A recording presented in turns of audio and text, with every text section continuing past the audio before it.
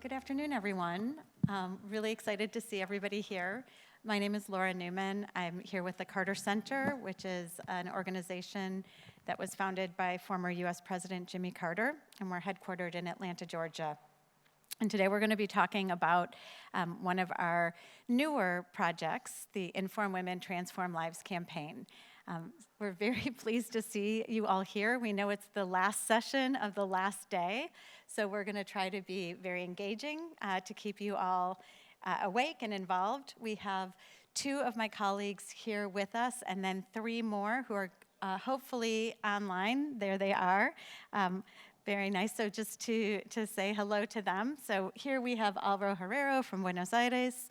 We have the Honorable Esther Pasares, who just flew in from Nairobi. And then online we have got Vanessa Ibarra, who will wave, and she's from Atlanta. And I'll reintroduce them again. Licenciada Onelia Roca from Guatemala City, and Councilor Patricia Vanderos from Cape Town. So it's going to be a really great about an hour and a half together, and I know we also have people who are online with us, and so hopefully just to a bit of housekeeping, if you are online and you would like to be involved, feel free to put anything you want, questions or comments in the chat. That's part of your, when you downloaded the app, so please use the chat from the app, and very lucky to have one of my colleagues, Santiago Barilla, with us, and he will be finding you on chat and letting us know when that comes. For those of you in the room, I believe for your headsets, one is English and two is Spanish. Is that correct, interpreters?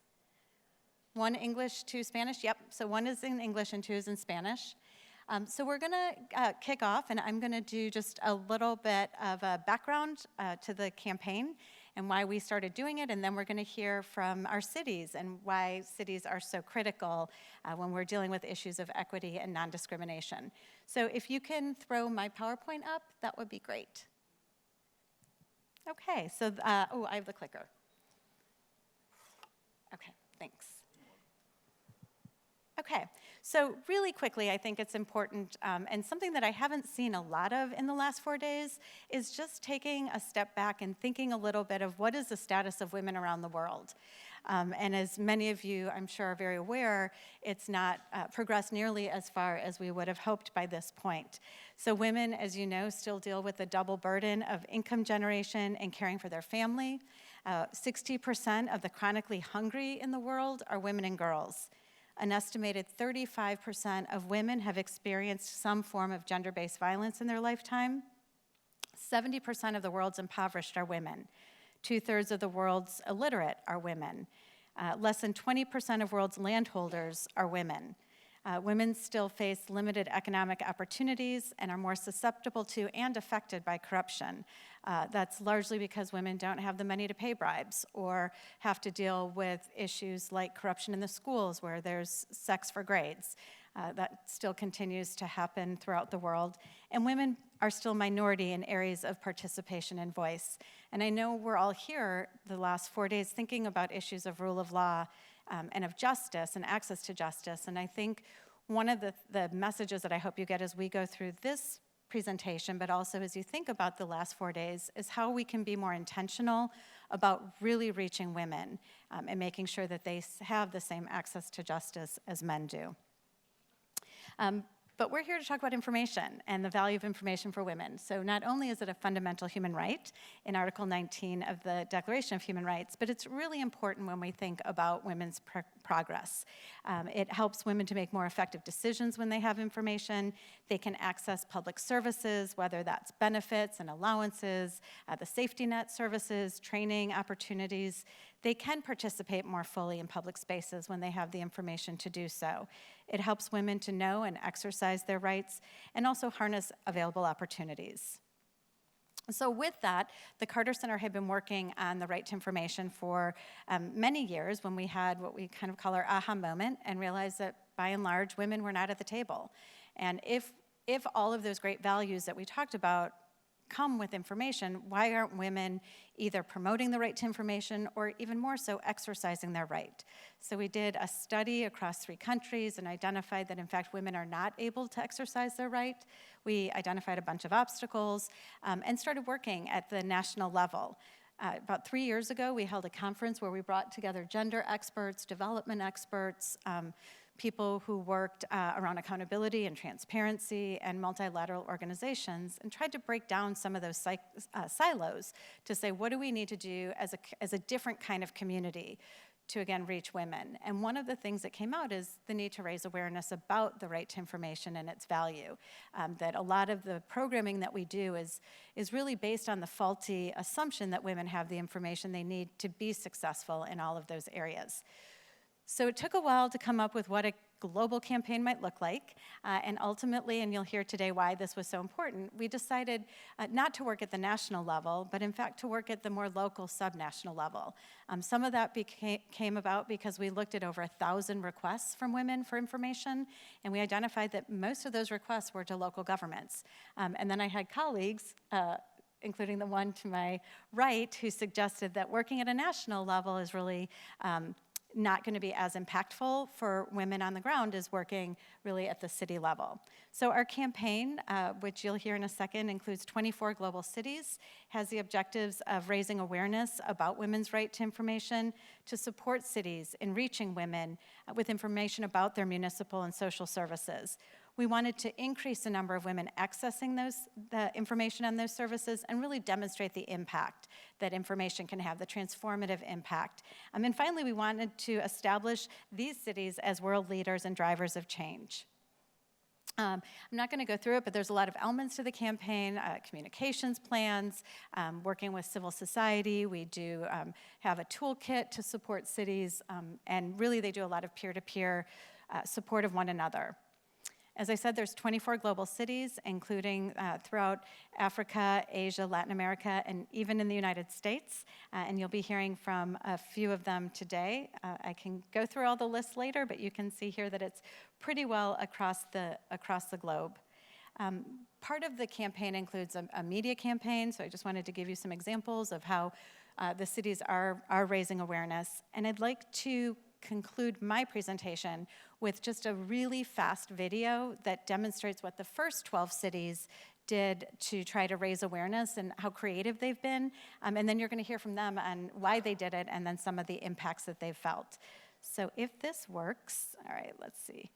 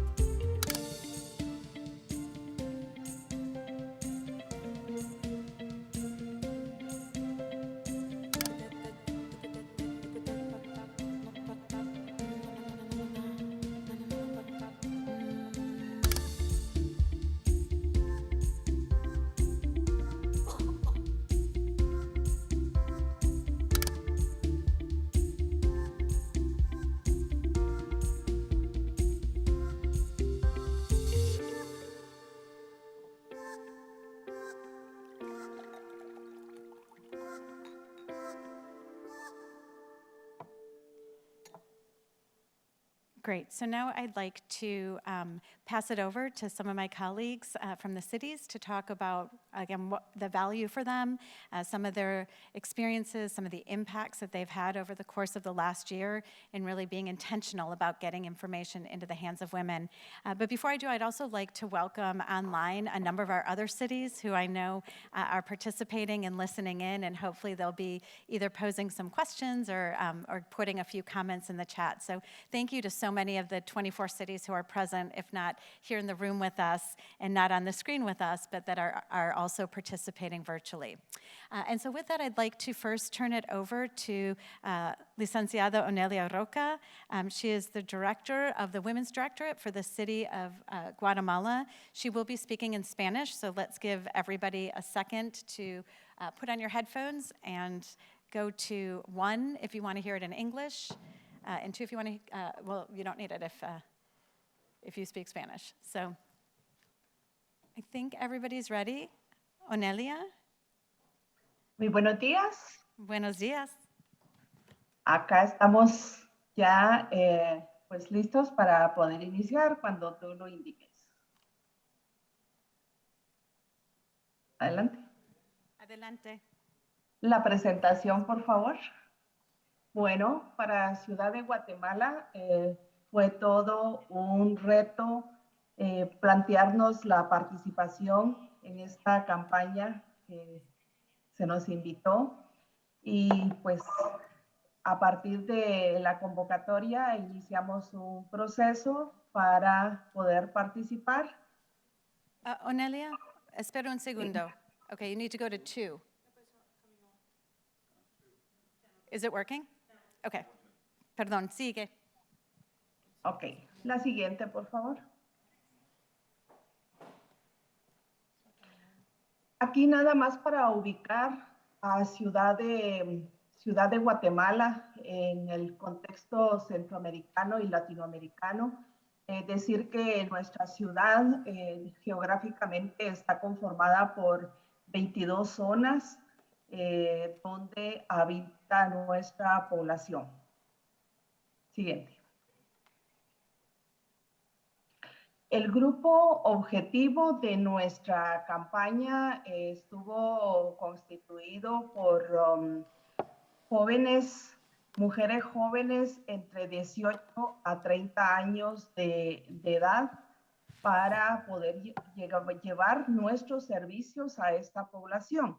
Teníamos datos de cuánta gente atendíamos en nuestros programas y lo importante para nosotros era acercarnos a la población joven de nuestra ciudad, principalmente mujeres, dado que de la población total de nuestro territorio, más del 50% de la población del país está constituido por mujeres. Y en la ciudad también más del 50% de nuestra población son mujeres y un alto porcentaje de población joven. Mujeres que, como en el resto de países centroamericanos y latinoamericanos, pues las brechas de desigualdad son bastante marcadas, principalmente en los temas esenciales, como es el tema de la salud, la educación, el empleo y las oportunidades que puedan generarse para las mujeres. La campaña entonces estuvo enfocada en trasladar información a las mujeres, lanzando un reto: conoce lo que puedes hacer por ti, para que las mujeres tengan acceso a la información, a los servicios que presta la ciudad y que a partir de ahí puedan hacer uso de ellos. La siguiente, por favor. Entonces, nuestra campaña estuvo informando a las mujeres, transformando vidas en el contexto de nuestra ciudad. Conoce lo que puedes hacer por ti. El acceso a la información fue uno de los elementos fundamentales que marcó la campaña. El otro elemento fue el fortalecimiento institucional. El equipo de comunicación de las diferentes dependencias municipales tuvo la la oportunidad de unir esfuerzos en el marco de esta campaña para poder diseñar todos los materiales que fueron parte de la misma. ¿Con qué objetivo? Con el objetivo de reducir las desigualdades a las que me refería anteriormente. La siguiente, por favor. ¿Cuál fue el enfoque de nuestra campaña? El enfoque de la campaña fue orientarnos principalmente a aquellos servicios que brindamos a través del modelo Casas Municipales de la Mujer. Casas Municipales de la Mujer son espacios de acogida para las mujeres, espacios donde se genera la confianza para que ellas puedan compartir sus experiencias, pero además se les brinda servicios individuales y grupales en el tema de atención psicológica, en el tema de asesoría legal, la atención médica específicamente para las mujeres, la atención nutricional y todo el tema de empoderamiento y liderazgo de las mujeres. Esos eran los servicios que queremos acercar a las mujeres y acercarlos principalmente a las mujeres jóvenes, dado que los registros que tenemos a la fecha, antes de la campaña, nos mostraban que las mujeres que más buscaban acercarse a los servicios eran mujeres mayores de 30 años. Por eso nuestro objetivo era informar a las mujeres de 18 a 30 años. Siguiente. Estas son algunas de las imágenes de los momentos y los eventos que fueron parte de nuestra campaña, una activación en el espacio público, principalmente en las estaciones de Transmetro, que es nuestro medio de transporte masivo en la ciudad, donde pudimos informar a las mujeres de los servicios, de las ubicaciones en las que se encuentran las casas municipales de la mujer. Decir que más allá del aumento de población que vamos a ver más adelante, a la cual hemos podido llegar después de la campaña, un efecto importante ha sido que el modelo Casas Municipales de la Mujer está siendo ahora demandado por otras municipalidades. Este es un efecto más allá de lo que nos planteamos en la campaña. Tenemos varias municipalidades que ya se han acercado para hacer todo el proceso de transferencia metodológica del modelo Casas Municipales de la Mujer para que hayan casas municipales de la mujer, no solo en Ciudad de Guatemala, sino en otras municipalidades de nuestro país. Siguiente. Aquí tenemos algunos de los medios que utilizamos, aparte de las activaciones en el espacio público. Usamos la radio, la televisión, lo que en Guatemala conocemos como MUPIs, que se coloca información en la vía pública, principalmente en las estaciones de buses, para que al transitar por el espacio la gente se pueda informar. Durante un mes estuvo esta información vigente en las calles y avenidas de nuestra ciudad. Siguiente.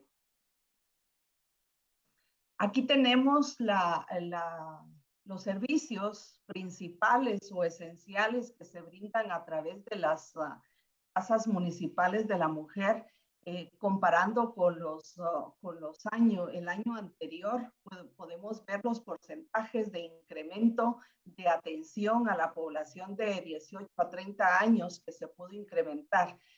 Llama muchísimo más la atención o es más evidente el aumento de estos servicios en el tema de atención médica. El 200% de población aumentó en la atención de este servicio en nuestras 4 casas municipales de la mujer. Adelante. Y aquí, pues nosotros desde la Municipalidad de Guatemala, la Dirección Municipal de la Mujer, nos planteamos el reto de empoderar a las mujeres a través del acceso a la información, a través del acceso a los procesos de capacitación, pero en la práctica hemos encontrado, y después de algunos años nos permite esto hacer una analogía de las necesidades básicas que se plantean desde el enfoque psicológico, la pirámide de necesidades del doctor Maslow, pero también desde el enfoque sociológico, los niveles de participación de las mujeres. Y vemos cómo en los tres primeros niveles no podemos hablar de una participación real de las mujeres si estas no han logrado satisfacer sus necesidades básicas. Y luego, pues, cómo en los diferentes niveles se va logrando una mejor participación a través de la compensación social, a través de la búsqueda de la trascendencia en la vida de cada una de las personas. Por eso mismo, la siguiente, por favor, hemos establecido una fórmula de empoderamiento de las mujeres fundamentada en lo anterior, que nosotros creemos firmemente que cuando hablamos de empoderamiento tenemos que hablar de tres momentos importantes en la vida de las mujeres. Un primer momento que estaba muy alineado al enfoque de la campaña ha sido el conocimiento de los derechos. Si las mujeres no conocen sus derechos, no pueden ejercerlos. Y luego, hacia eso le sumamos lo que es el fortalecimiento y la actitud para enfrentar las adversidades de la vida, que nos haga mantener niveles adecuados de autoestima, pues tampoco vamos a llegar a una participación real y auténtica. Si a ello le sumamos el desarrollo de habilidades de liderazgo, vamos a encontrar que eso sí nos da como resultado el empoderamiento de las mujeres. Y creemos firmemente que cuando una mujer pasa por estos tres momentos, pues es una mujer que avanza, y nosotros decimos, cuando una mujer avanza, nadie la detiene. Muchas gracias.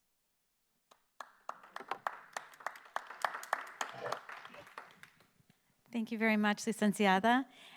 We are now going to turn to Vanessa Ibarra, who is the Director for International Relations for the City of Atlanta. I should just mention, as you're listening to this, you're going to hear lots of different services. And that's because each city had the opportunity to identify whatever service they wanted to focus on. So they looked at what services do we have that are being underutilized by women, and if we could get information to them, how would that change things? And so please keep in mind as you hear this, it's because we didn't say you have to focus on this or that. They identified that service. So I'd like to turn it over to Vanessa to share with us a little bit about what you've been doing in Atlanta. Absolutely. Good morning. Good afternoon, everyone. It is a pleasure to be here at the World Justice Forum on behalf of our mayor, Andre Dickens. If I may ask, before I start talking about the services and the initiatives that we have been implementing in the city of Atlanta, I can see the audience members. If you have been to the city of Atlanta, please raise your hand. And that can also be done virtually. So I invite everybody. Oftentimes we hear people that say, oh, we've come to the city of Atlanta, but we've gone to the airport. That's great. But I invite you to come outside the airport, which is in fact the most efficient and traveled airport in the world, for you to see what the city of Atlanta has to offer. And I say this because we're very proud of the city of Atlanta. As you know, it is the birthplace of the late Dr. Martin Luther King Jr. It is the home of giants such as Ambassador Andrew Young, John Lewis. But I also want to remind everybody that it is also the home of Coretta Scott King. It is also the home of Dr. Bernice King, who has been developing not only just communities, but beloved communities. And what is great about the city of Atlanta, I can always talk about our wins, which is, of course, we have the third highest concentration of Fortune 500 companies. We actually are one of the top cities for the number of women-owned businesses. We're also known as the Black Tech Mecca. We have the most diverse workforce that you can see in the United States. And that is great. And we also have organizations such as the Carter Center. And thank you so much, Laura, for bringing this opportunity to us, and CEO Paige Alexander, as well as various businesses, nonprofit organizations, that the majority are being led by women. And as our mayor, who is a self-proclaimed girl dad, and as various leaders that we have in the city of Atlanta, they know very well that when you empower women, you don't only empower the women, not only do you empower their families, you empower their communities, you strengthen their communities, which also empowers their local and global economy. And so we're very focused on that. And I've had the pleasure now of working under 3 administrations. I've been with the Office of International Affairs for 7.5 years, leading the office for 4.5. And we are a very global city as well. I think it's very important to know that we have 2,700 international businesses that are here, 30 chambers of commerce, 70 consulates, and 70 members of the consular corps, and 17 sister cities. And why do I bring up the global angle? Because this is not just a local issue. This is a global challenge. And the majority of the cities, as we know, are the ones that are experiencing the majority of these challenges based on our urban population, whether it be around equity, diversity, inclusion, sustainability, climate change, women's rights. We are the ones that are foreseeing these challenges. And what is great about the city of Atlanta is that everybody works very closely together, not just in terms of the corporations, nonprofit organizations, civic leaders, but also in terms of the various departments at City Hall. And so our office has been working very closely with the Mayor's Office of Equity, Diversity, and Inclusion. And also at the beginning of the process, we work with various departments across the city to make sure that we are aware of what the needs are for the women.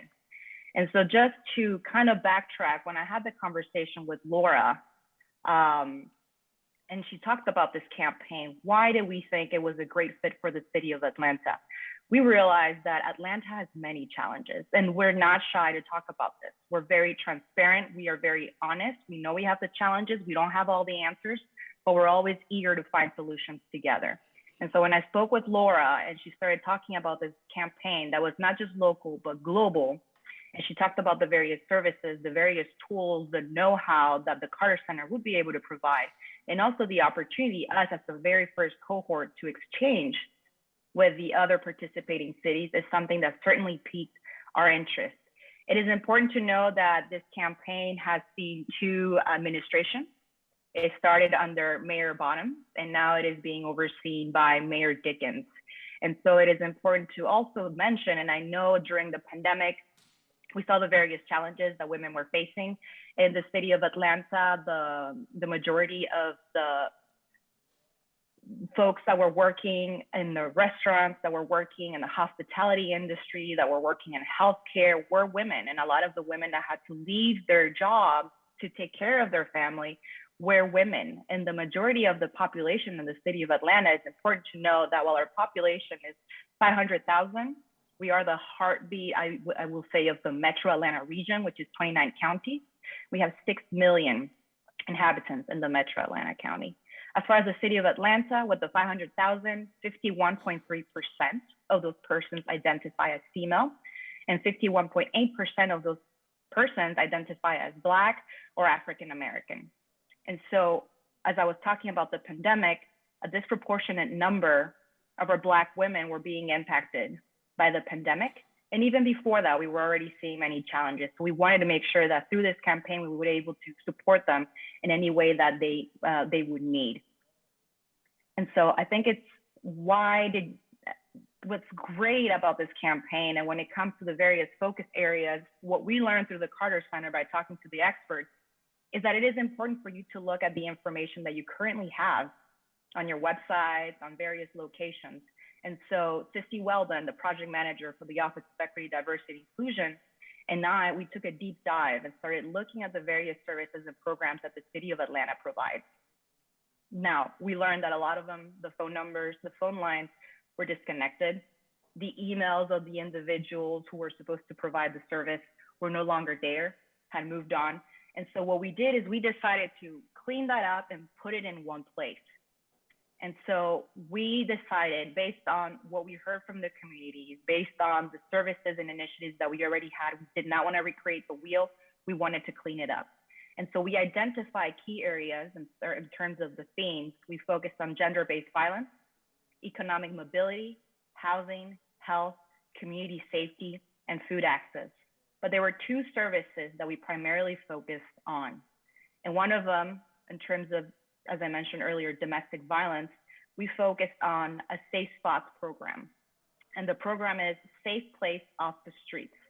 And this program is designed to provide immediate assistance to individuals and families facing child or domestic violence at any time the need arises.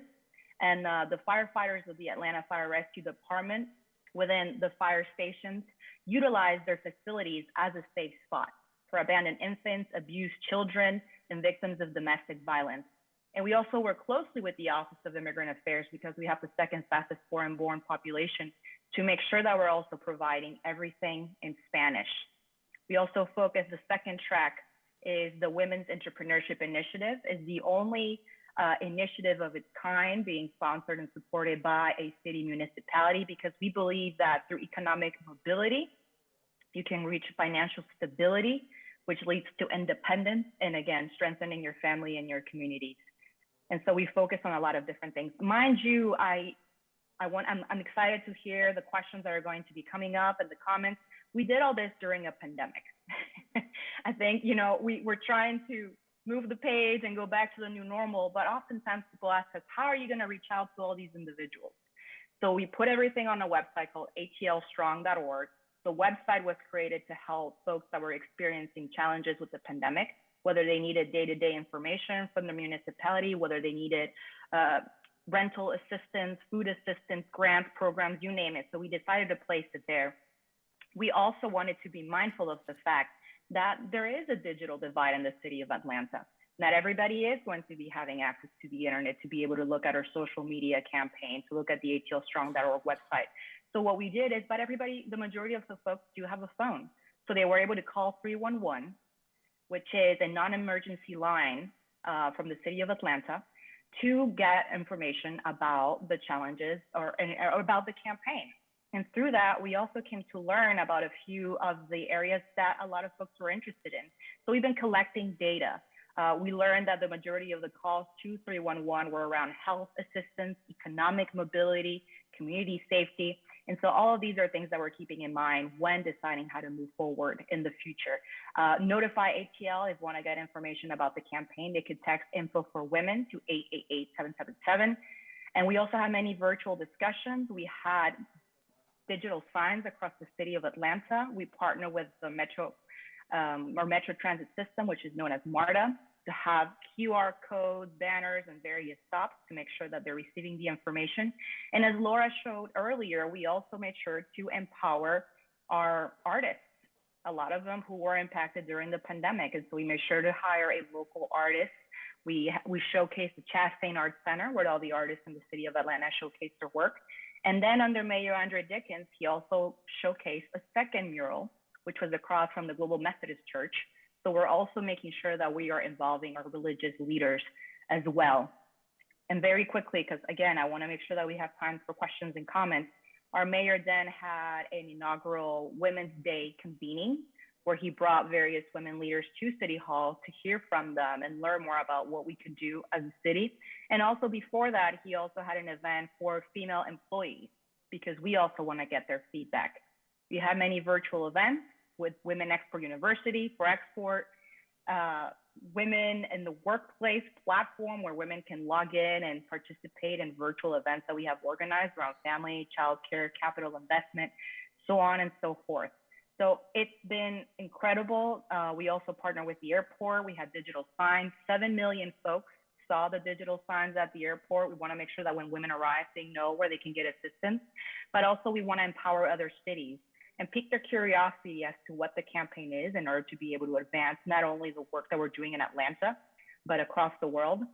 It is important to know that the website, we had about 20% of the people that were accessing the website were interested in the campaign and Inform for Women. We had about 150 people at the beginning. We're continuing to work that as we're in a new administration, sign up to receive information. And so we are very excited to see the changes that are going to be coming through this campaign. And again, thank you, Laura, Paige, Jason Carter, and everybody, as Atlanta Carter Center is in our backyard. And so we are very mindful of that and appreciative. And so again, on behalf of our mayor and the city of Atlanta, thank you for the work that you do and that all the cities are doing around this campaign. Thanks so much, Vanessa. We're now going to turn to Honorable Esther Pasaris, who is in the middle of two campaigns, her own campaign, where she is running, as well as the Inform Women, Transform Lives campaign. Nairobi is one of our newer cities, so I think she's going to share with you a little bit about why Nairobi became a part of the campaign, as well as some of the things that they have planned to try to support women in their communities. Good afternoon. Okay, so my name is Esther Pasaris. I'm the Member of Parliament for Nairobi County. And as Laura said, we are having elections on the 9th of August. So I'll have served my 5-year term from 2017. About 2 years ago, I went into the informal settlement and I found a lady who was raped. She was actually a lesbian driver running an Uber taxi, and she was giving her an account of her story. And we were there with UNAIDS, and she said she was very bitter. She was HIV positive, and she was giving her story. And she said, "You know what? I'm lesbian. People are jealous of me because I have a beautiful girlfriend." She was there with her girlfriend. And she goes, "Because I'm successful, I have my own car, I earn my own money, but I'm HIV positive." And her story was, "I'm HIV positive because I was gang raped twice.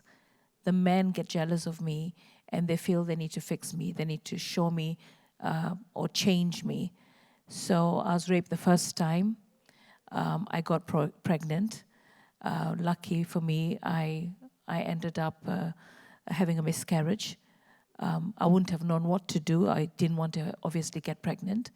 And the second thing that affected her was the second time that she was gang raped, she became HIV positive.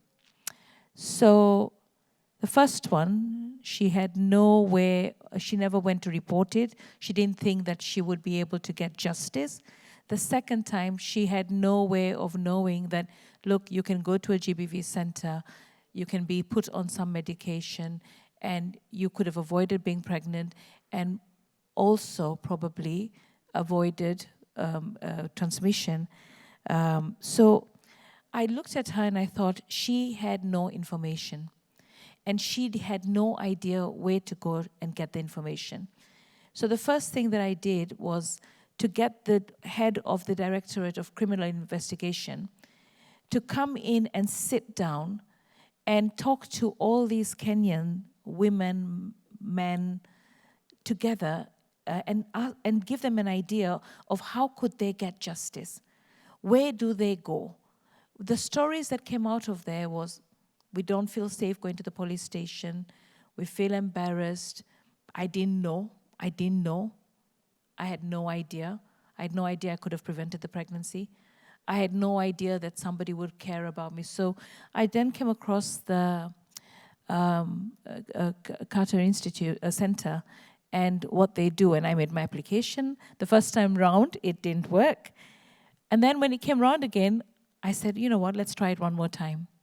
Because I felt we needed a budget that could help us be able to disseminate information to our counties. Because our laws in Kenya, we had a new constitution passed in 2010, and it says, Article 35 says, that every citizen has a right to access information held by the state, information held by other persons, and required for the exercise and protection of any right or fundamental freedom. So I have a fund that I operate called NGAF. It's the National Government Affirmative Action Fund. And with that action fund, I basically tell people how they can apply for the fund, whether it's women economic empowerment, whether it's bursaries, whether it's a value addition or a project that we're doing. But the fund is only $1 million for the entire county of Nairobi, which has an active population of 2 million people. So for the whole year, $1 million is not enough. And I probably have about, what, 10,000 or so dollars for using for civic. And civic is regarding the fund and what the fund can do. I looked at the Nairobi County, even though I'm a member of parliament, I looked at the Nairobi County, and one day I realized that people don't know where the safe houses are. The safe houses are not run by the Nairobi County because the Nairobi County has no safe house. During the pandemic, we saw a lot of increases in teenage pregnancies, defilement, rape, and because of that, there was no information. So Nairobi County has a number, 1195. It was launched, and during its launch, a lot of people were informed about the number, but it didn't hit the grassroots. You know, sometimes we're all busy, and you don't get to hear there is this place that you can go, there is this facility that you can access. And for me, GBV, Nairobi County, it came to our realization post-pandemic that we don't have a safe house. You know, and the safe houses are run by survivors of sexual gender-based violence. So I started saving $250,000 last year and this year, and then, of course, my journey to now look for a piece of land from the Nairobi County to put a safe house. So we're going to have the first government-run safe house in Nairobi County in the next 1 year. First government-run. The rest of the safe houses, because people say safe houses are private, nobody should know where they are. So because we're trying to make it so private, women are not even informed of where these safe houses are. So I thought to myself, so if she's raped, or her child is defiled, or her husband is beaten her up, or he's sodomized, where do they go? If we're keeping the safe houses so safe that we don't even give that information that this safe house exists here. So the first thing is to build a safe house, which we hope to have in the next 1 year, run and managed by government. The second thing is to bring together all the survivors of sexual gender-based violence who have safe houses so that we can actually educate the police. So how do we make the connection between the police and the government and the people? So the police, if you're a woman and you've been raped and you go to the police station on a Friday, and you'll probably be taken to hospital and then brought back. You can't go home because you're scared. You will end up in the police cells because there's no place for you to sleep overnight.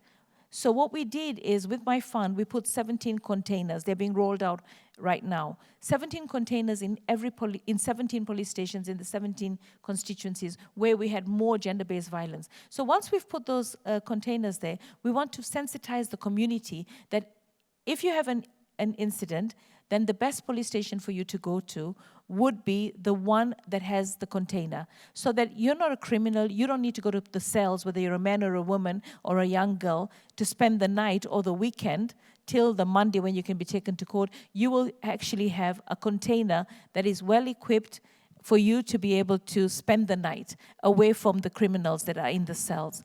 So now, having put all these projects in place, I now needed the money to sensitize the community. And we made our application and inform and transform lives, inform women, transform lives. Successfully, we were successful and they accepted our application. So we're really looking forward to doing that. This is just one area. I think women are the backbone of every economy. In Kenya, we have a crisis of single mothers. I don't know what we've done with the men. They don't seem to want to be responsible. We talk family planning, and we can't talk family planning to the women because a woman can only be pregnant once in 9 months. A man can impregnate 100 women in those 9 months. So what we're saying is we need to empower the people. In the Bible, in I think it's Hosea 4:7, it talks about you will perish for lack of knowledge. There's a very sad story of a woman in Kenya, in a county where over 200,000 girls got pregnant during the pandemic. And this is defilement. We're talking ages between 10 and 18.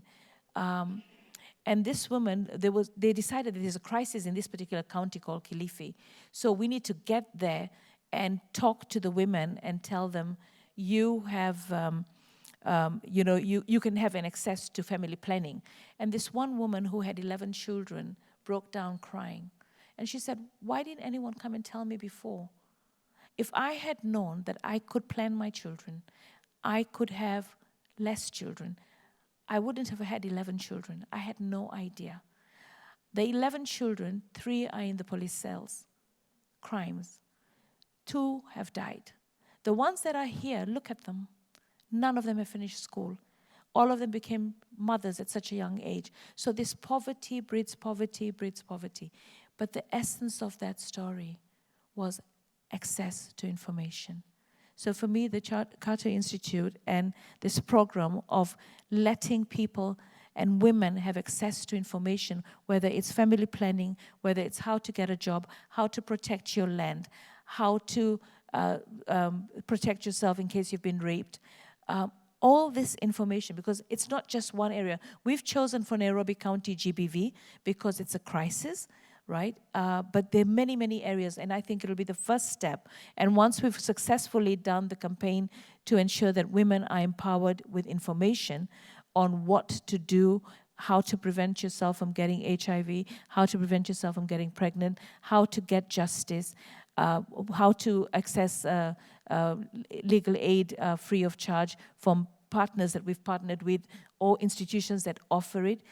For me, you cannot empower a nation if you cannot inform the nation on how best to protect itself. So it's an honor to be here and to tell you what we're looking forward to in Nairobi to do with this project that we've been funded. Thank you. Thank you so much. We're now going to turn back online to Councillor Patricia Vanderos, who is going to share with us the experience of Cape Town in South Africa and what they did with the campaign, why, and some of the great successes that you've seen. So thank you, Councillor. Awesome. Good afternoon, everybody. So I'm representing Mayor Jordan Neal-Lewis from the city of Cape Town. We have just started our new term, and I'm in as the MMC or Mayoral Committee member for Community Services and Health, which also has social development under it and covers social development and libraries, which also covers a lot of interaction and activeness within women and having sittings and having interactive sessions and speaking to women and just being on the ground with them all the time and listening what their views are and what they have to say and what message they want us to hear. So our term started off in November. And this program we had was on the previous term, under Mayor Dan Plato, but also I was sitting on the very same committee as well. And we've chosen our library sessions, our libraries and information services to kind of have this program filter through that department. So the situation, we can go to slide number 2. The situation of the women in Cape Town right now is we believe in showing, a picture says 1,000 words. So I'm showing you pictures and I'm telling you a story. So our current status right now is we've got single-headed households. We've got women currently that unfortunately, they have to head their households themselves. We've got young ladies from the age of 12, 13 having to head households themselves. We as women are struck with things like poverty, joblessness, unemployment. There's a historical disadvantage of race and opportunity where sometimes as a woman you are just looked at and you are just said, nah, you're not really the type of person or that we want to employ or the type of person we even want to look at employing. We've got the work life versus the home life and trying to strike that balance between the two. And then on top of that, trying to be in a leadership position also is sometimes challenging. And then the one thing that I think most of us have mentioned right now is that we have the gender-based violence factor.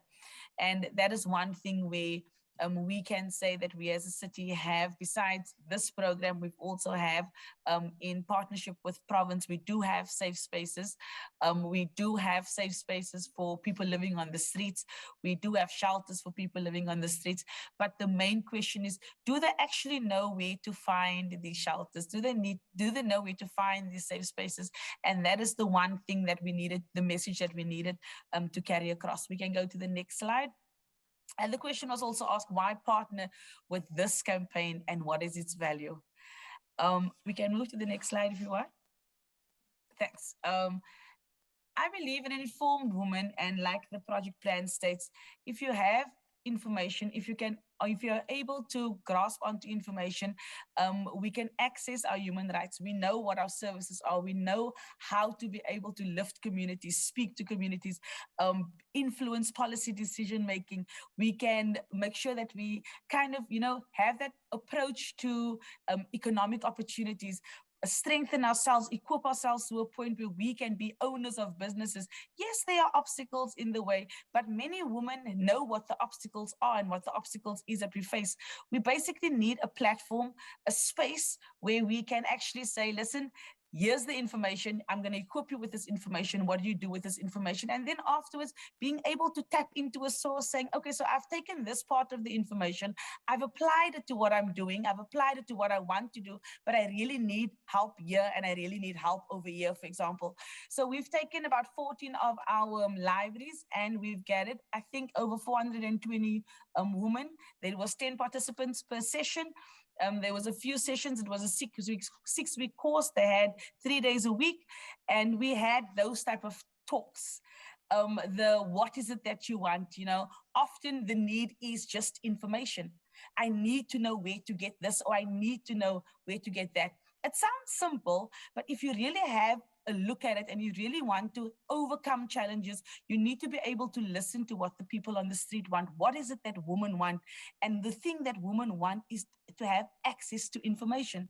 They need to know, for example, one of the speakers said so rightfully that if anything happens to me, if I'm abused or if I'm raped, where do I go to? We find situations or scenarios here in the city of Cape Town where some of our victims goes to the police station and they say, no, come back on Monday. We'll deal with it on Monday. Or no, there's nobody at the police station to listen to you right now. Please come back again when we do have somebody. Here's a number. Please contact that number. And those are the things that we are faced with.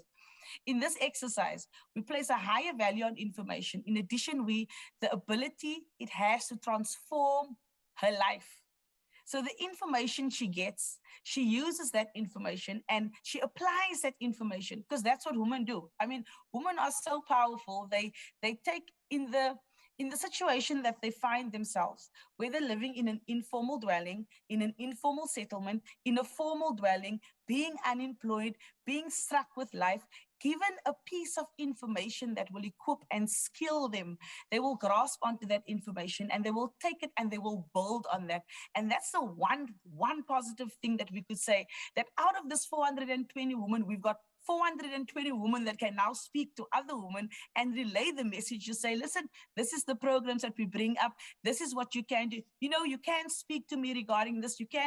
We have a platform where we create that information system, whether it's electronically, whether you walk into our libraries and speak to one of the librarians, whether you pick up the phone and call social development, whether you make contact with one of your public representatives, the information is accessible.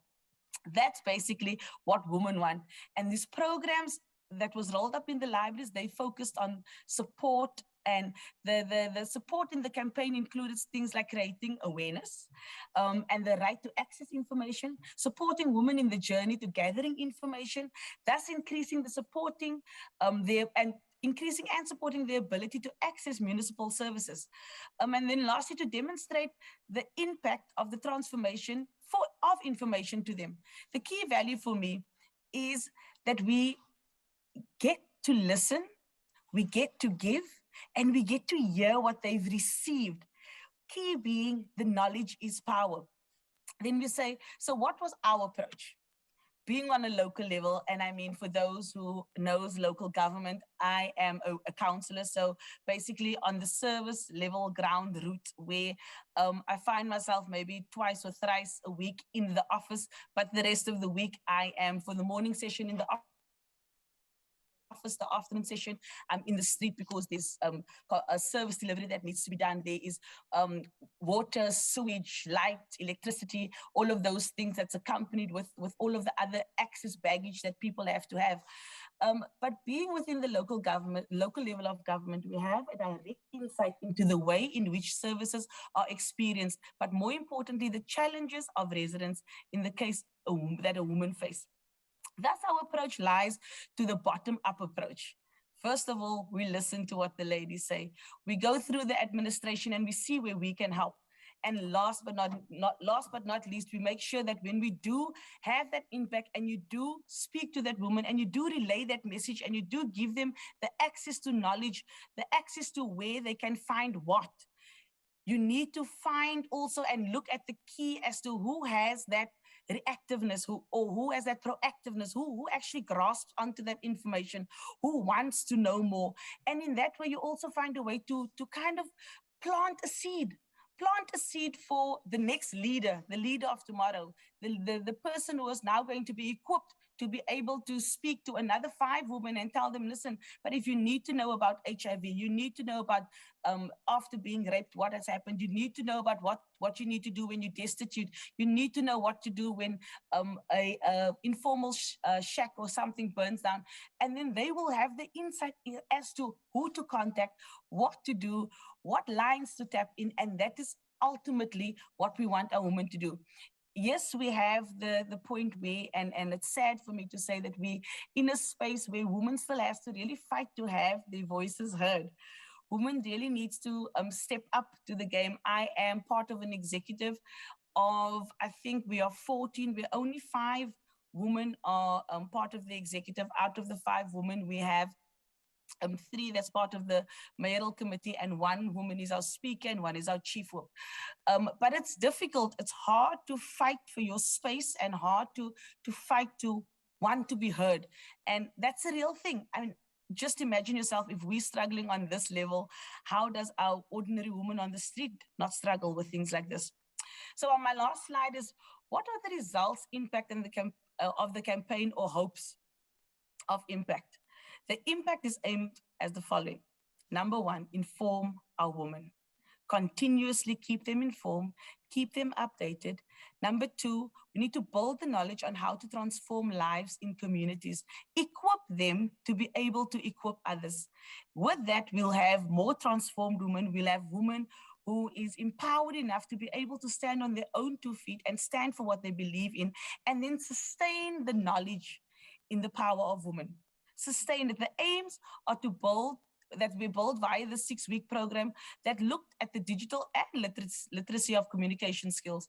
Over and above this, to ensure that our libraries remain accessible to all, but also the acknowledgement of the value that it has when we reach women. And what I can end off with by saying that on a daily basis, we've learned so much, and I learned so much. I've learned that being able to speak to more women about what women's needs are not only equips me, but equips me enough to equip other people. Thank you very much. Thank you very much. So we're going to hear from one last speaker, and then I'd like to pose a few questions both to the panelists, but also to the audience. So I'm going to turn it to Alvaro, but as I'm doing so, I'd like you all to think about something, because I'd love to start a conversation. Every one of our speakers mentioned the importance of getting information to women about their justice rights, particularly women who are survivors of sexual and gender-based violence. This is the first panel I've sat in that even mentioned violence against women, and we've been here for 4 days. And I'd like us to talk a little bit, not only about the information women need, the data that that we need to collect, but how is it that we've had 4 days together without, focused on rule of law and justice, without this conversation? And so first I'd like to pass it over to Alvaro Herrero, who is both wearing 2 hats, former member of the Buenos Aires administration, mayoral administration, and also a leader from civil society in Buenos Aires, Argentina, and also our city representative. So Alvaro? Thank you, Laura, very much. Is it working? Yes. Well, it's a privilege. First, let me say that it's a privilege to be in this panel with all these fantastic leaders that have implemented these projects in their cities. And it was a bit of a bad luck to speak in the last place, because I will not be able to match the commitment and the passion that they have demonstrated. So please excuse me for that. And also, until now, you have heard proper English. Now it's my Argentine English, which is a bit different. I hope you don't mind. As Laura mentioned, I'm the liaison of the Carter Center to the government of Buenos Aires City for the implementation of this project. So I've been involved in the implementation, and I follow this project through its different stages. And I want to take some of the remarks that were made previously, because I think that the title of this campaign, Inform and Transform, these two words, I mean, it's not just a title. I mean, there's a theory of change in those two words. You know, information leads to transformation. Information has an impact. As Laura mentioned at the beginning, the right to access to public information, it's a very special right, because it's an enabler of other rights. You know, if you can access to public information, then you can know about your rights and you can exercise your rights. And I think it's so interesting to see in all these initiatives how access to public information is at the cornerstone of the strategy, of all the activities, the programs, and that, as they have told us, leads to impact. So I think that was, you know, a great choice when the strategy was crafted for this program.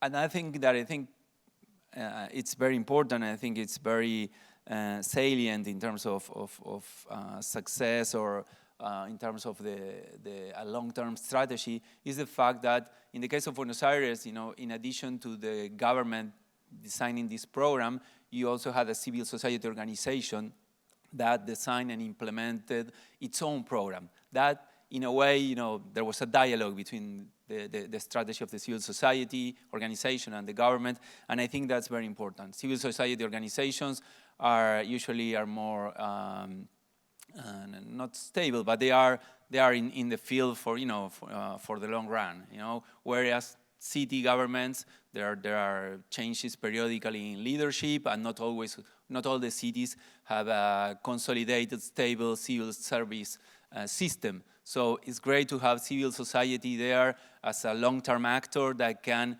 ensure that this agenda will remain, and they will continue to advocate for women's rights and also for the right to access to public information. In the case of Buenos Aires, the city of Buenos Aires has a single internet portal to provide centralized access for all the services that they have available for girls and women. And in this website, they have several categories of services. Some of them are oriented to violence, to prevent violence, and some of them are oriented to promote more participation of women in the labor market. Others are training programs, or are projects that are related to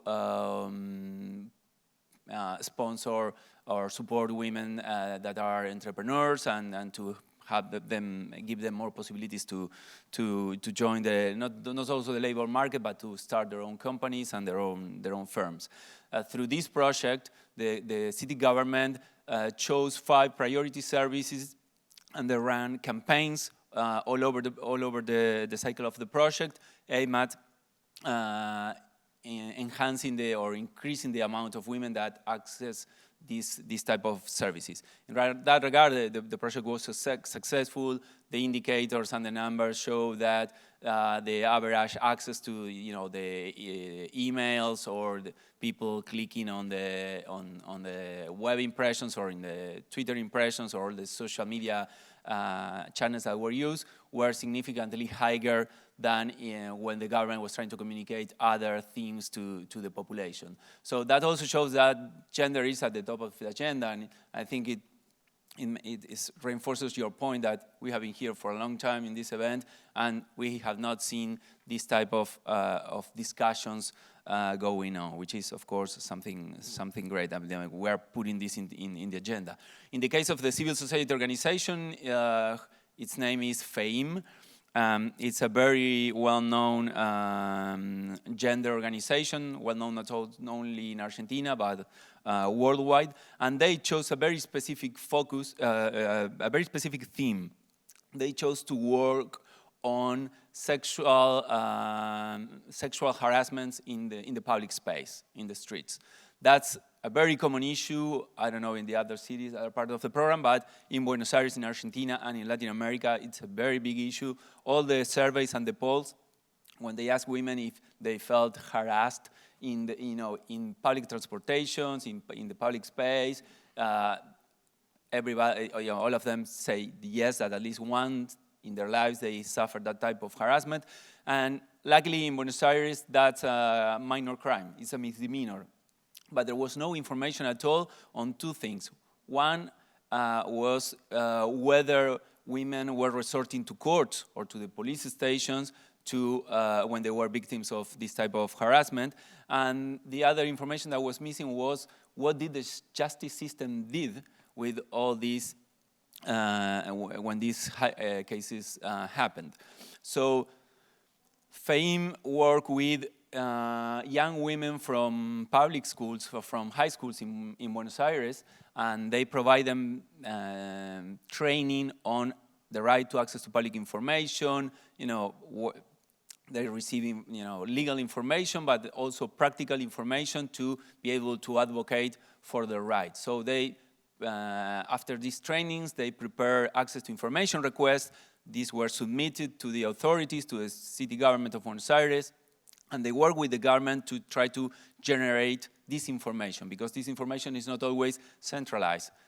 Bits of the information are on the police department, other bits on the prosecutor's office, other bits on other areas of the justice system. So this is, it was a really interesting initiative, and it was very successful, of course, in terms of generating awareness among young people, among young women, and also men, because they didn't make a difference in that. They train young people.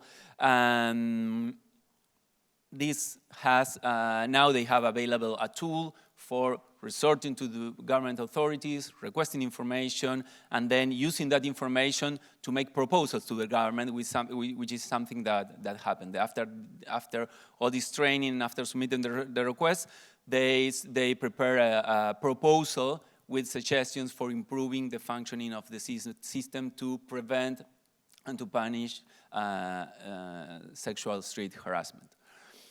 And with my civil society / academic hat, I would like to say that I really think it was also a great choice that you focus on cities. I think cities have a unique opportunity to be close to the citizens. And in that regard, they have a direct channel to reach out, in this case, to women. And I think that was a very strategic decision. Cities are becoming more and more important players every day in many public policy discussions. When it comes to climate change, when it comes to migration, they are key players, not only in Latin America, but all around the world. So I think that bringing this agenda down to cities and putting the topic on the agenda of mayors all around the world, congresspersons, I think it was a fantastic decision, and I think there will be a lot still to learn and to be able to share with other cities across the world. And so thank you very much for this opportunity, and congratulations to the Carter Center for this project. Thank you. So as you all are thinking of questions, and I'm sorry, but you're going to have to, unless you need me to bring it to you, you'll need to come to the microphone if you have some. I'd like to ask our panelists, whoever wants to answer, what might be, well, let me preface it with, my understanding is until this campaign came to you and you applied to be a part of it, and in the case of Nairobi, applied twice, you hadn't really been intentional about getting information to women. And I'm wondering what might be one of the key lessons that you've learned over the past year as you've tried to do that.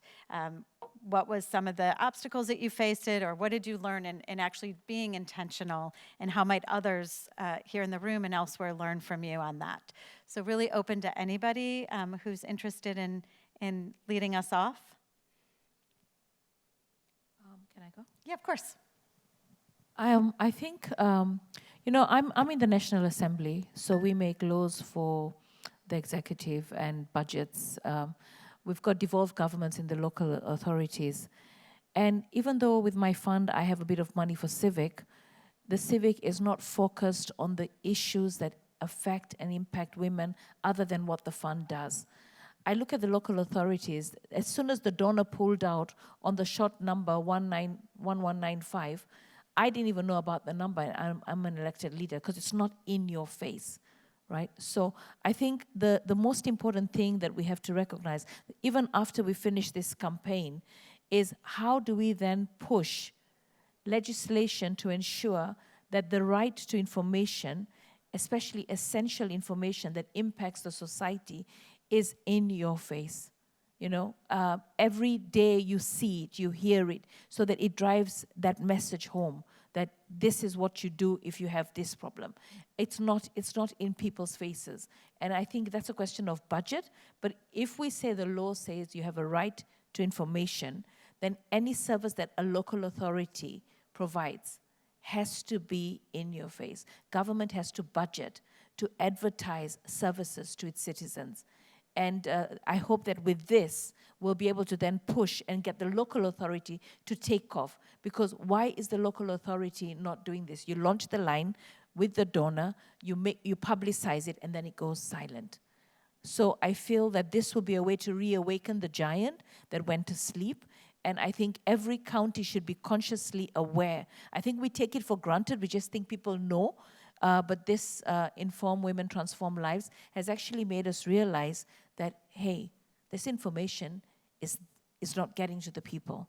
It's not getting to the women. Yeah. Thank you. Anyone else from our panelists? Go ahead. You're on mute, Counselor. Am I? Oh, no, you're I'm good. unmuted. You're perfect. Thank you. So the way I see it, we've had programs. We've got strengthening family programs. We've got Women for Change programs. We've got Men in Masculinity programs. We've got all of those things that we offer. We've got EPWP employment, which is basically finding those that are unemployed, get them registered on a database and get them to have either 6-month contract work opportunities. We have that. But the one thing that I think that I've learned from this program is that the information about how to equip you as a person, the rights that you need to know as a woman, the things that you need to touch base with in personal growth, instead of telling you, this is what you're doing wrong and this is what we can show you how to do right. Instead, now we're equipping you to saying, listen, this is the piece of legislation that you can find that will guide you. If you need any information, if you don't understand anything in this regard, let us know, let me know. But you've got the right to this, you've got the right to this. If you don't know how to do this or you don't understand what this piece of legislation means, ask. We are able to then explain to you thoroughly in order to equip you, in order to actually help you help others. And that is the one thing, although there's so many programs that's up for offer, the programs basically is a quick fix, but not an educational, and not on the educational side. And ultimately what you need to do is, and what we know now how to do is to find that balance. Great, thank you. Anybody else? I'm happy to jump in real quick. So in the city of Atlanta, I am surprised that it's taken us this long to start focusing on this issue. Oftentimes, of course, we always default to nonprofit organizations, other institutions to do the work, but at the end of the day, as it's been shared over and over again, we are the ones speaking directly with the constituents. I would add also that while we have the Office of Equity, Diversity, and Inclusion, we've been talking about having a gender equity person, but we can't just have one person. We need to have a full team in order for this to be sustainable. I think this campaign was the spark, the catalyst for a larger conversation. And something that I would also add as well, something that I think we all need to consider is when we have events, the majority are always women that are attending the event, which is great. That is our target audience. but we also need more men in the room as well. I have a 4-year-old son, so this is personal as well. I have a brother, a father, but oftentimes these are different things that are generational and many times. And so it's important for them to also hear the challenges that women are facing, because we do need more allies. And so at the City of Atlanta, we've done a cultural training around LGBTQ affairs. I think it'd be great to do a training also around gender equity and the challenges that women are facing, because as Argentina was mentioning, and here it's the same thing, you know, there's a lot of women that are experiencing harassment. It's not an isolated incident. And so I think we need to continue to advocate for ourselves, but also, again, we need this to be sustainable and long-term. And we need a larger team. Budget is something that I've heard from various folks that are here. We need more funding. And maybe this is also an opportunity for us to engage on the federal level to be able to get those funds as well. Great. Any questions from the audience? Otherwise, I'm going to keep, we have one question from the chat. Okay, as you all are thinking, so one of the questions is, and you started to touch on this, but why work at the city level? And most of the last 4 days, we've talked about the national level. There's been very little really discussion of subnational work. Why do you all feel that it's important for us as practitioners and government officials? We have someone from the Ministry of Justice here from Liberia. Why is it important for us to think more locally about this issue? And what's the value of looking at cities rather than only working nationally? In Kenya, for instance, with the 2010 constitution, we devolved governments. We've got now we've got the local authorities becoming devolved governments, and that's closest to the grassroots. And if we look at the capital city of Nairobi, we've got a lot of informal settlements. You might have the referral hospitals managed by government, but then you've got many level 5, 3, 4 hospitals managed by the local authorities. And they are the ones who provide those essential services of water, the safe houses, the hospitals, where the citizens can access. So it's important to work with the local authorities because they are where women are affected the most.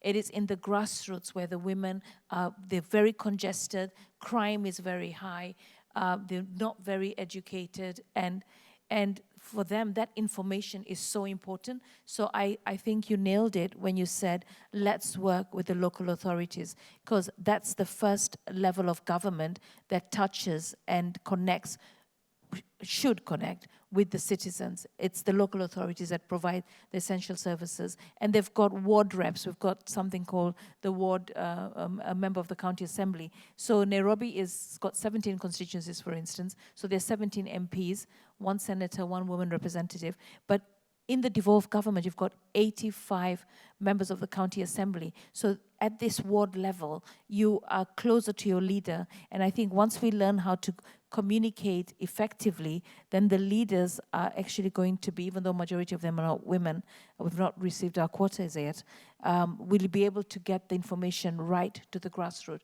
where it's most needed. Yeah, it's the local authorities. If I may jump in real quick, and it's timely because we just had a conversation on public diplomacy yesterday with the State Department. And so what we're seeing here, as I mentioned earlier, the urban population growth is growing in the various cities. We create 70% of the GDP, 70% of the emissions. And so it only makes sense for our mayors and our governors now to be the new modern diplomats. And as we were having conversations yesterday, why is it that cities are leading the way in diplomacy and all these various challenges? It's because we have similar issues. We have similar issues with Nairobi, with Cape Town, with Argentina, Guatemala. These are issues, and our mayors, our leadership can directly talk to leadership in these other cities in order to be able to find solutions. And so this is why it's important for cities to really be advocating for their issues. That's why it's important for cities to be at the table to talk about national issues and foreign policy. And also, as I mentioned earlier, for the funding piece. But our mayors and our governors are the new advocates to talk about to help with foreign policy and to address global challenges. And this comes also with empowering women. We need more leaders at the table. The United States is 20% that are in these government positions leading the way. We need more, and this is why our mayor is also very mindful of putting women in leadership positions. If I can just also add my bit. Am I audible? Yes, yes. Awesome. I am very fortunate and blessed to be able to say that I am local authority. And from my view, where I am able to knock on a door and I'm able to sit down with a woman and able to listen to what the woman has to say and carry that message to leadership makes me the person placed perfectly in the position to have that type of interaction, because some of us, we have a few languages here in Cape Town. We've got about 116 wards. On average, there's about 17,000 voters per ward. We've got 231 local councillors. We have a few, it's divided up into 4. So there's area managers, area heads. There's so many people placed on grassroots levels, and now being able to actually zone in and have the social development department and the libraries department, especially my different departments, zone in, because I oversee libraries. I've got about over 111 libraries. I've got a few clinics. I've got facilities that I'm overseeing. I've got public open spaces where we now give the opportunity not only to NGOs and NPOs and civic organizations to have those type of discussions with women, but we also get involved physically and being the actual body being there and not just signing a document saying, listen, send somebody out, have somebody represent and have somebody do this. You actually have the opportunity as the local authority to listen. And that is where the seed gets planted, being able to not only be a vessel to carry a message, but also to have other women see that, listen, this is where you have come. This is what you have achieved. And if you can do it, and I'm speaking about me, if I can do it, I always tell the women that I interact with, if I can do it, I'm sure one of you can do it. If you set your mind to it, if you know where you stand, if you know what your rights are, if you know where you need to be at what time, and just go for it, just do it, and having that energy and being able to uplift women in that way, I think I'm suited and I'm placed in the perfect position to, and I think that's why it's very important to be on the ground level, because not everybody on the higher national, provincial levels understand what's happening on ground level. Thank you. Great, thank you. Licenciada Roca?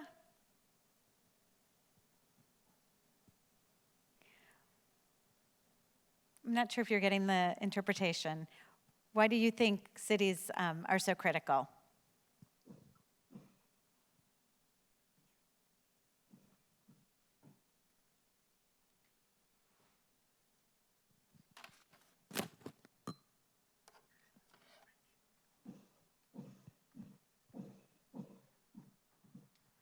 Laura, maybe if we ask in Spanish? Por favor. No, are you not getting interpretation? ¿Quieres que le pregunte en español? ¿Por qué tú crees que las ciudades son tan importantes en esa área de información para las mujeres? Porque nosotros debemos trabajar con las ciudades y no solamente con el gobierno nacional. Bueno, lo más importante de los gobiernos locales y de las ciudades es la posibilidad de la cercanía que se tiene con la población. No hay ninguna otra autoridad que tenga la posibilidad de conocer tan de cerca los problemas de la población. Eso permite una mejor interlocución entre las necesidades sentidas por la gente y en este caso principalmente por las mujeres, que puedan ser incorporadas a las políticas locales, a las políticas públicas. La posibilidad de informar y de llevar el mensaje desde lo local es sumamente importante. Creo que muchos países en Latinoamérica han logrado descentralizar sus servicios y ha sido muchísimo más exitoso que cuando las políticas están definidas únicamente y las intervenciones desde el gobierno central. Y me parece sumamente importante lo que se ha mencionado acá, esa importancia de sumar energías entre las asociaciones, de la sociedad civil y el gobierno local, porque creo que las experiencias que se tienen desde cada uno de los ámbitos, por competencias también, pueden sumar mucho a llevar mejores programas, mejores iniciativas que beneficien realmente a las mujeres.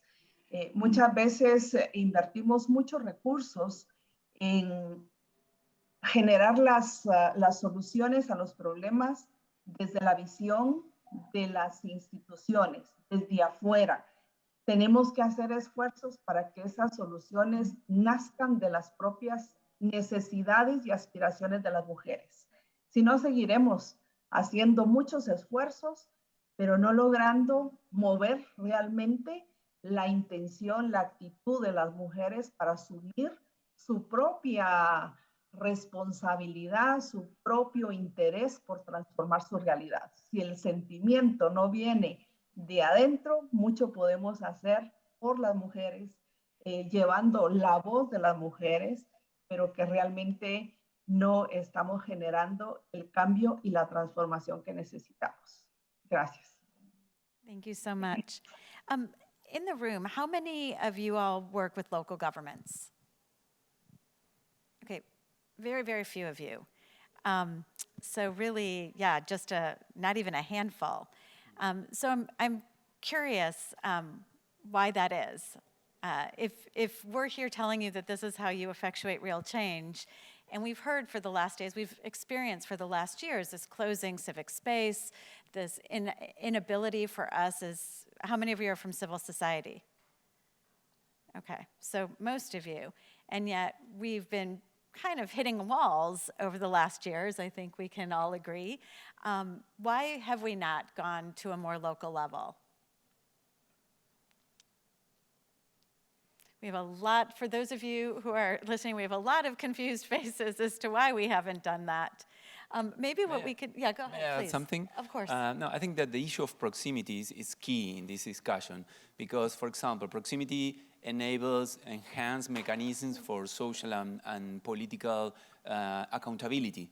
You know, you see the mayor or the council members every day. I mean, there's an opportunity for social accountability, but also you can vote them out of office if they don't put this issue at the top of the agenda.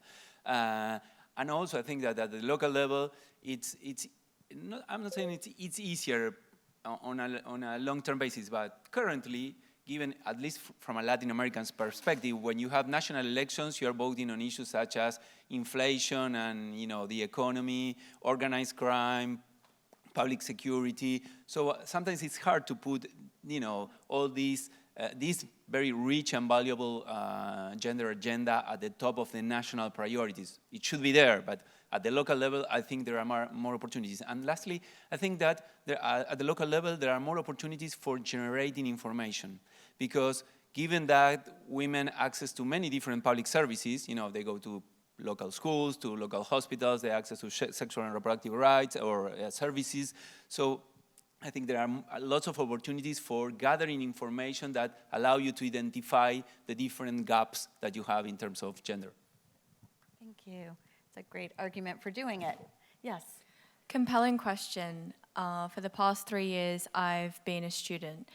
For the first 2 of those years, I was at the University of Oxford studying public international law, but then I didn't want to be stuck in a room talking about philosophical and abstract concepts to make change and change the world.